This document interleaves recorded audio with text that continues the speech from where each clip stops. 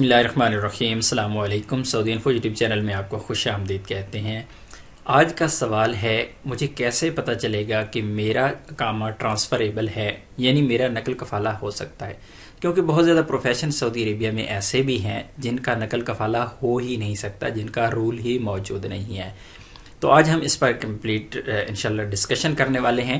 سب سے پہلے آپ کو بتاتا چلوں کہ نقل کفالہ یعنی ٹرانسفریبل اقامہ سے مراد یہ ہے کہ آپ کا نقل کفالہ یعنی آپ کسی دوسرے کے پاس نقل کفالہ کروا سکتے ہیں، اور یہ ڈیپینڈ کرتا ہے آپ کے موجودہ کفیل یا کمپنی پر کہ وہ آپ کا نقل کفالہ کرواتے ہیں یا نہیں۔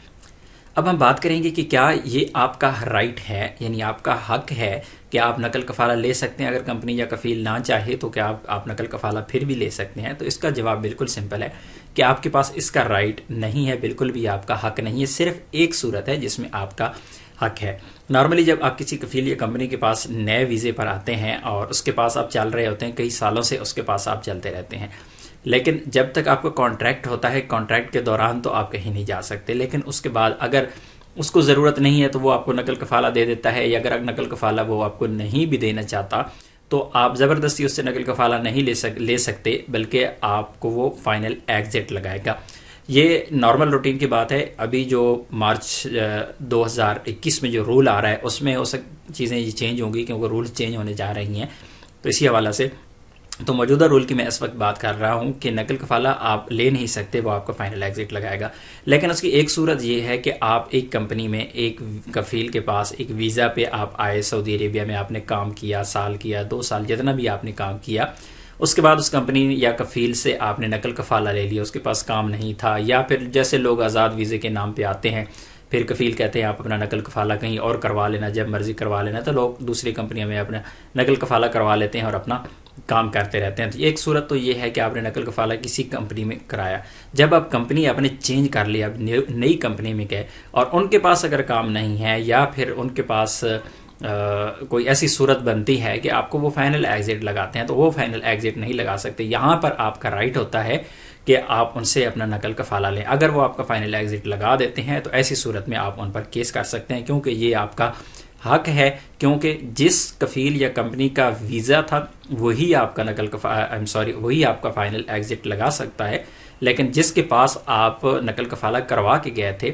وہ والی کمپنی یا جو کفیل ہے وہ آپ کا زبردستی فائنل ایگزٹ نہیں لگا سکتی۔ ہاں، اگر آپ کو فائنل ایگزٹ چاہیے تو وہ لگا سکتے ہیں، ان کے پاس یہ آپشن موجود ہوتا ہے۔ اب ہم بات کریں گے کیسے پتہ چلے گا کہ آپ کا اقامہ ٹرانسفریبل ہے یا نہیں، یعنی آپ نقل کفالہ آپ کا جو مہنہ ہے یا آپ کی جو کمپنی ہے یا مؤسسہ ہے، کفیل ہے، کوئی ایسی شک یا کوئی ایسی چیز جس کی وجہ سے آپ کا نقل کفالہ نہ ہو پاتا ہو، تو سب سے اہم یہاں پہ جو پوائنٹ ہے، اس سے کوئی بھی ایسی یہاں پہ شرط نہیں ہے کہ آپ کا نقل کفالہ نہ ہو پائے۔ اگر آپ کی کمپنی یا کفیل راضی ہے نقل کفالہ دینے کے لیے تو پھر آپ کا نقل کفالہ ہو سکتا ہے۔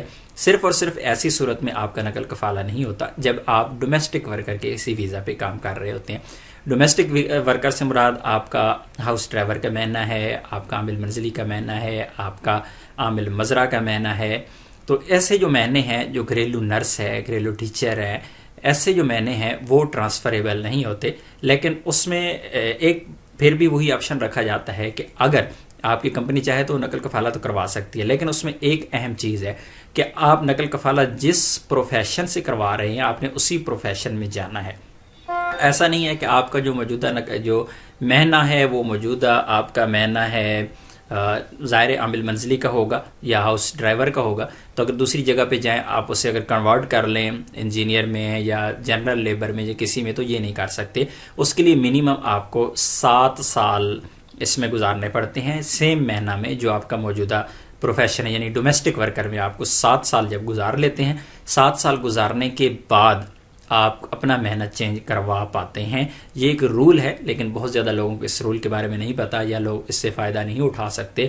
7 سال تک کنٹینیو اگر آپ کا پروفیشن ڈومیسٹک ورکر کا رہا تو اس کے بعد آپ کے پاس یہ رائٹ ہوتا ہے کہ آپ اپنا جو پروفیشن ہے وہ چینج کروا پائیں. لیکن پروفیشن چینج کروانے کے لیے پھر بات وہیں پہ آ جاتی ہے کہ آپ کا کفیل یا کمپنی ہی آپ کو سپورٹ کریں گے تب ہی آپ کا پروفیشن چینج ہو پاتا ہے. لیکن اس سے پہلے چینج نہیں ہوتا. لیکن چینج جو ظاہر انڈر ٹیبل سارے کام ہوتے ہیں وہ لوگ کروا بھی لیتے ہیں, ایسا نہیں ہے کہ بالکل نہیں ہوتا.